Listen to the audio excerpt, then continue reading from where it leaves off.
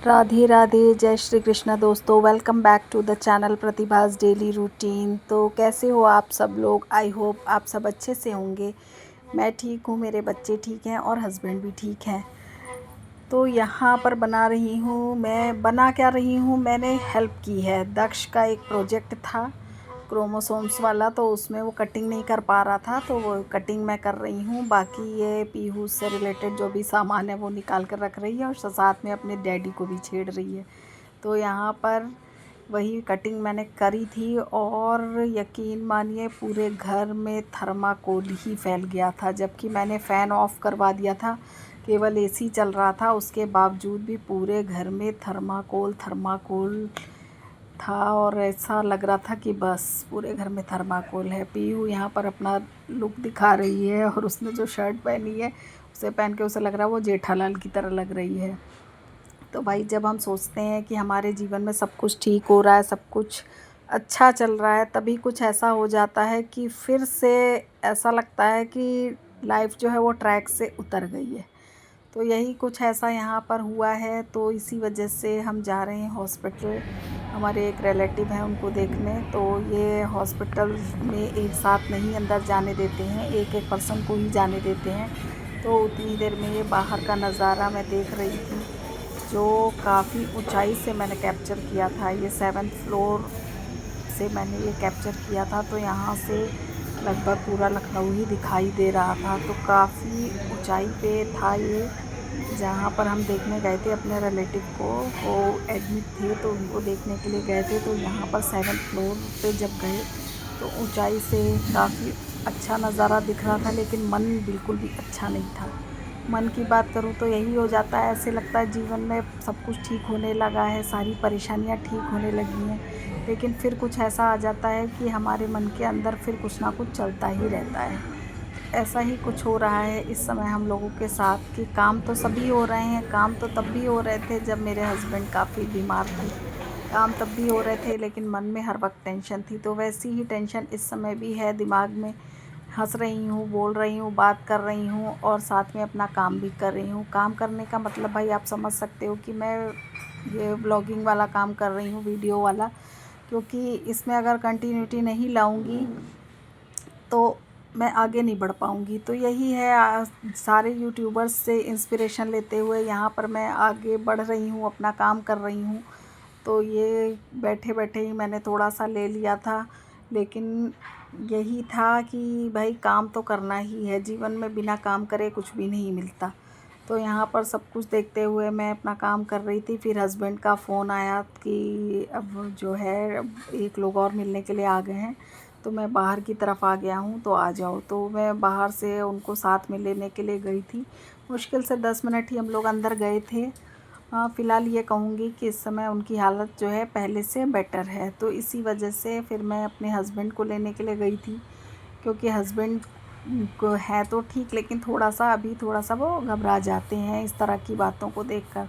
तो बस मैं उनको साथ में मैं और लेकर आई, फिर हम दोनों घर के लिए निकल लिए थे और बच्चों को घर पर ही छोड़कर गई थी, क्योंकि बच्चों को हॉस्पिटल ले जाना अलाउड नहीं है और वैसे भी हॉस्पिटल कोई बहुत अच्छी जगह नहीं होती है जहाँ पर हम सबको लेकर जाएं। हमारा जाना तो भाई ज़रूरी था, तो हम लोग तो गए थे।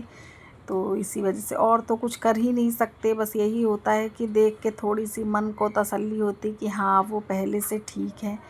और ये कंडीशन जो है एक एक्सीडेंट के कारण हुई, तो ये देखा जाए तो भाई बड़ी ही परेशानी वाली एक समस्या हो जाती है कि हाँ इंसान अच्छे खासे हाल में है और थोड़ी देर में उसके साथ क्या से क्या हो जाता है। तो भाई इन सब बातों को एक किनारे रखते हुए फिर से हम अपने घर की तरफ चल दिए वापस, लेकिन एक बोझिल मन से।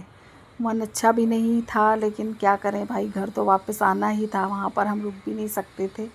और साथ में हमारी भी जिम्मेदारियाँ हैं, क्योंकि भाई बच्चों के स्कूल खुल गए हैं, तो ये रहता है कि बच्चों के साथ भी हमें लगना ही पड़ता है। और लखनऊ में इतनी ज़्यादा डिस्टेंस है एक जगह से दूसरी जगह की, एक दिन कहीं भी जाने के लिए समझिए काफ़ी सारा टाइम रख लीजिए। तो यहाँ पर फिर से थोड़ा सा बाहर का नज़ारा दिखा रही थी मैं, और फिर हम लोग लिफ्ट की तरफ बढ़े। इसके पास ही लिफ्ट थी, तो यहाँ पर हम अपने जो सिस्टर की बेटी है उसको समझा रहे थे, और समझाने के बाद फिर यहाँ पर बस हम लोग चल दिए अपने घर की तरफ। तो धूप भी काफ़ी तेज़ थी, लेकिन ये था जाना था तो हम लोग चल दिए।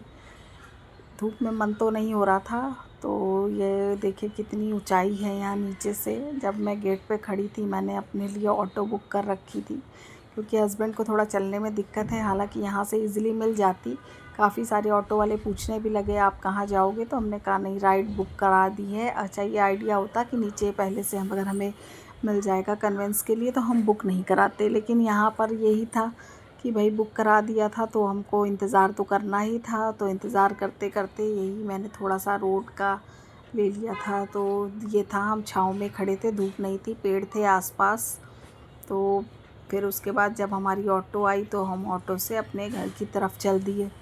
तो रास्ते में थोड़ा बहुत मैंने कैप्चर किया था, और धूप फिर भी बहुत तेज़ थी। तो हम 4:30 बजे अपने घर पहुंच गए थे। घर से हम चले थे 2:45 के करीब चले थे, तो हमें बस 5-10 मिनट ही लगा था हॉस्पिटल के अंदर। बस आने जाने में जो समय लगा वो लगा।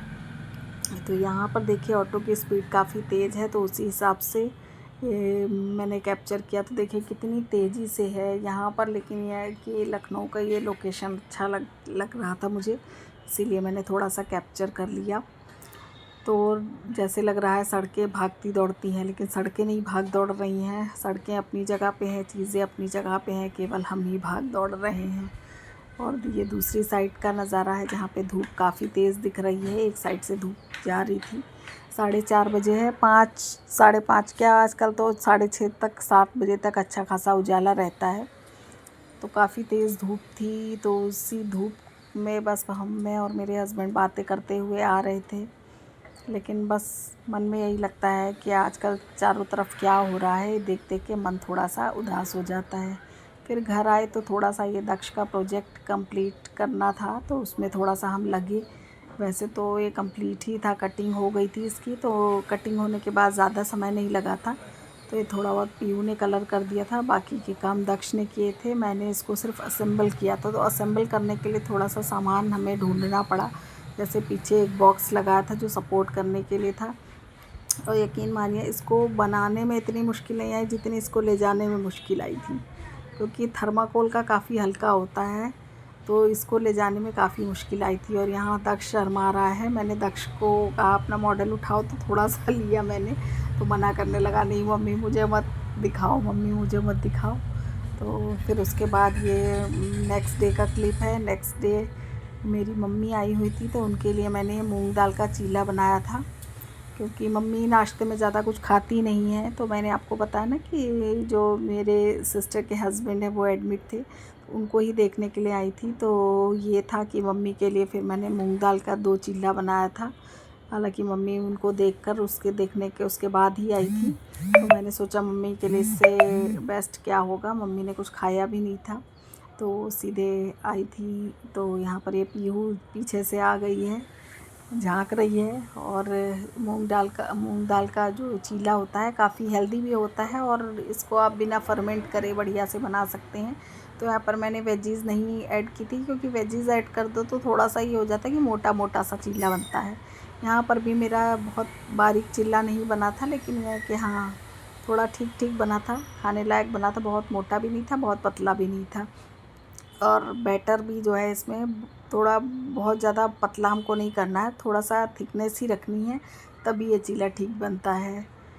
तो आप लोग कमेंट करके बताइएगा आप लोग किस किस चीज़ के चीले बनाते हैं। तो वैसे तो मैं किसी भी दाल का बना लेती हूँ। मैंने चने की दाल और चावल मिक्स करके भी बनाया है, मिक्स दाल का चीला भी बनाया है, और केवल मूंग दाल का जो हरी छिलके वाली मूंग दाल होती है उसका भी चीला मैंने बनाया है। तो यहाँ पर ये चीला सीखने के लिए रख के मैं दूसरे काम करने लग गई थी, क्योंकि इसको आप बहुत तेज़ फ्लेम पर भी नहीं सेक सकते हैं, और अगर बहुत तेज़ रखेंगे ना तो ये फिर चीला जल जाएगा। तो इसीलिए यहाँ पर फ्लेम स्लो करनी है, क्योंकि मैंने ज़्यादा ऑयल और घी का भी इस्तेमाल नहीं किया था, हल्का ही लगाया था। तो इसी वजह से मैंने इसको फिर स्लो फ्लेम पे इसको कुक होने के लिए छोड़ दिया था। तो आजकल वेदर का तो पता ही नहीं चलता है, इतनी देर में कभी धूप हो रही थी, कभी बारिश होने लग रही थी। तो ये बीच बीच में जो ये कपड़ों वाला काम है ना, ये भी बढ़ जाता है। ये आई थिंक मुझे ही नहीं, ये सभी जितनी भी हाउसवाइफ हैं उन सब के साथ ही ये रहता है कि सारे काम आप फ्री करके फ्री होइए। वैसे ही कहीं बारिश आ गई, आएगी 2 मिनट के लिए, लेकिन 2 मिनट में बस आपके कपड़े पूरे भीग के एकदम ख़राब हो जाते हैं। फिर उनको अंदर डालिए, फिर यही रहता है पूरे घर में बस कपड़े ही कपड़े। एक विंटर का सीज़न हो गया और एक ये रेनी सीज़न हो गया। दोनों ही सीज़न ऐसे हैं जिनमें बस पूरे घर में कपड़े ही कपड़े फैले रहते हैं। अब ये है भाई, अपार्टमेंट में जो फ्लैट्स होते हैं वो सभी लोग जानते ही हैं कि कैसे होते हैं। तो बहुत बड़े नहीं होते हैं, बहुत जगह नहीं होती है, बहुत स्पेशियस नहीं होते हैं। बालकनी भी आप लोगों ने मेरी देखी ही है, कितनी पतली सी बालकनी है। तो इसमें कपड़ों का स्टैंड रखने के लिए भी सोचना पड़ रहा है। स्टैंड तो है मेरे पास, मेरा स्टैंड जो कपड़ों का है वो पुराने घर में है। तो यहाँ पर ये स्टैंड लाने के लिए भी मैं 100 बार सोच रही हूँ कि स्टैंड ले तो आऊँगी पर रखूँगी कहाँ। क्योंकि होता है कि अगर कोई आया तो फिर वो रूम में बैठता है, बेडरूम में तो बच्चे ही रहते हैं। तो ये रहता है कि हर एक को आप बेडरूम में नहीं बिठा सकते। भाई जो आपके बहुत ही करीबी लोग हैं वही, उन्हीं को आप अंदर ला सकते हो। एसी की वजह से लाना पड़ता है क्योंकि आजकल भाई गर्मी बहुत ज़्यादा है। तो गर्मी में अपना ही नहीं बैठा जा रहा तो मैं दूसरों को कैसे बोल दूँ कि भाई आप यहाँ बैठो। तो रहता भाई जो बहुत करीबी हैं उनकी बात अलग है, लेकिन अगर कोई बहुत ही ऐसे थोड़ी देर के लिए आया है और बाहर का है, दूर का है, तो फिर उसको उसी रूम में बिठाना पड़ता है। तो इसलिए ये कपड़े कपड़े पूरे घर में थोड़ा सा मैनेज करना डिफ़िकल्ट हो जाता है इस सीज़न में। और ये भी है, इधर बच्चों का स्कूल भी खुल गया है तो थोड़ा और भी ज़्यादा देखा जाए तो बढ़ गया है काम ये कपड़ों वाला। तो ये चीले को देखिए, सिकने में थोड़ा सा समय तो ज़्यादा लगा था, लेकिन बहुत बढ़िया क्रिस्पी सा ये डोसे की तरह एकदम दिखाई दे रहा है। तो खाने में भी काफ़ी क्रंची था। तो ज़्यादा चीले मैंने नहीं बनाए थे मम्मी के लिए, केवल 2 ही बनाए थे, लेकिन ये बहुत टेस्टी बने थे। और इसमें मैंने कुछ फिलिंग भी नहीं की थी, ऐसे सादा ही बनाया था क्योंकि मैंने सोचा था अगर मम्मी को लेनी होगी तो चटनी ले लेंगी, क्योंकि पनीर वो कम खाती हैं। और मैंने जो फिलिंग थी वो आलू था नहीं, तो मैंने इसकी ही फिलिंग बनाई थी। आलू की मैंने सुबह सब्ज़ी बना ली थी, आलू और परवल की। तो ये दूसरा चीला मैंने डाल दिया है। तो यहाँ पर चीला बढ़िया से ये गोल्डन ब्राउन होने तक बस इंतज़ार करना पड़ेगा। बाकी इसमें कुछ भी ख़ास हमें एफ़र्ट्स नहीं करने पड़ते, केवल थोड़ा टाइम कंज्यूमिंग होता है। ये होता है 1-2 लोग हैं तब तो ये चीला बनाना ठीक है। ज़्यादा लोग हैं तो फिर ये आप हटा के आप पकौड़ी बनाइए या कुछ और चीज़ बना लीजिए। तब तो मैं सलाह नहीं देती, क्योंकि फिर इसको का ये ऐसा काम है ना, फिर बोरियत लगने लगती है। तो यहाँ पर मैं दिखा रही थी कि मैं देने जा रही हूँ। तो फ़िलहाल ये चीला बहुत टेस्टी बना था। अब ये उसके बाद ये दूसरा चीला बना, क्योंकि 2 मैंने मम्मी के लिए बनाए थे, फिर बाद में 2 मैंने अपने लिए भी बनाए थे। तो अभी उन्होंने बोला कि थोड़ा सा रुक जाओ, मैं ज़रा फेस वॉश वगैरह करके आती। तो मैंने वापस किचन में ला दिया, क्योंकि रूम में चल रहा है एसी, इसी वजह से फिर ठंडा हो जाता, तो मैंने यहाँ पर रख दिया है। तो दूसरा वाला चीला सिक रहा है। आप लोग बताइएगा कि भाई नाश्ते में और आप लोग क्या क्या बनाते हो। तो ये जो बड़ा वाला है व्लॉग, ये थोड़ा एडिट करने में समय लगता है, इसलिए ये होता है कि कई दिनों का, 2-3 दिनों का कम से कम जब क्लिप्स इकट्ठी हो जाती हैं तब उनको फिर एडिट करना जो है ये काम इकट्ठा हो जाता है। तो क्योंकि ये रहता है ना, शॉर्ट वीडियो तो आप तुरंत डाल दो, लेकिन इन वीडियोज़ में टाइम लगता है। तो यहाँ पर दूसरा वाला चीला मेरा सिक रहा है। और आज की बात करूँ तो आज का दिन जो है वो वेंसडे का है और 8 जुलाई है। 8 जुलाई को पीहू का स्कूल खुल चुका है। तो ये था, और ये बीच की क्लिप है, ये आई थिंक ये 6 जुलाई की क्लिप है। तो 6 जुलाई को ही मैंने ये सब चीला वीला बनाया था। 7 जुलाई को मैंने कुछ भी कैप्चर नहीं किया, थोड़ा बहुत अगर किया होगा तो किया होगा। 7 जुलाई को मुझे बड़ी थकान लग रही थी, क्योंकि काफ़ी लेट नाइट हो गया था हम लोगों को सोने में। तो इसी वजह से सुबह तो उठना ही था, क्योंकि स्कूल था दक्ष का। तो ये वाला चीला देखिए अच्छे से ब्राउन हो गया है। तो क्योंकि ये थोड़ी ज़्यादा देर रह गया था, बीच में मैं कुछ और काम कर रही थी। तो कुछ ना कुछ तो काम, जब आप किचन में हो तो कुछ ना कुछ तो करोगे, कुछ रिफ़िल करना है या कुछ इस टाइप का काम है तो वो करना है। अब बाकी का ये मैंने ढक दिया था। और फिर हो गई थी ये शाम। तो शाम के समय हम लोग चाय पी रहे थे। तो ये मटरी साखे और ये था थोड़ा बहुत, ये पीहू दिखा रही है। और ये ओरियो बिस्किट जो बच्चे ही खाने वाले हैं। तो यहाँ पर हमारी शाम की चाय हो रही है। और वेदर अच्छा था, ये था कि बहुत ठंडा तो नहीं था, लेकिन ठीक ठीक था वेदर। तो उसके बाद फिर ये है आज की क्लिप। आज सुबह मैंने बच्चों के टिफ़िन के लिए बनाए थे पनीर के पराठे। तो यहाँ पर ये वेडनेसडे की ही क्लिप है जब आज मैं ये वीडियो पोस्ट करूँगी। तो मैं एडिट कर रही हूँ, उस समय पे मैंने लंच की प्रिपरेशन भी कर रखी है कि लंच क्या बनेगा। तो फ़िलहाल ये पनीर के पराठे बन गए थे बच्चों के टिफ़िन के लिए। तो इनको मैंने केचप के साथ और हस्बैंड के टिफ़िन में तो मैंने सब्ज़ी के साथ ही रखे थे, लेकिन रखा पनीर का पराठा ही था। और यहाँ पर ये पीहू की नई बॉटल थी, तो पीहू कह रही थी कि आज मेरे लिए नई बॉटल में पानी रखना। अभी तक आपने देखा होगा कि वो पर्पल कलर की बॉटल ले जाती है, लेकिन आज ये नई पिंक कलर की बॉटल लेकर जा रही थी। तो काफ़ी एक्साइटेड थी क्योंकि उसने यूनिफॉर्म भी नया पहना हुआ था।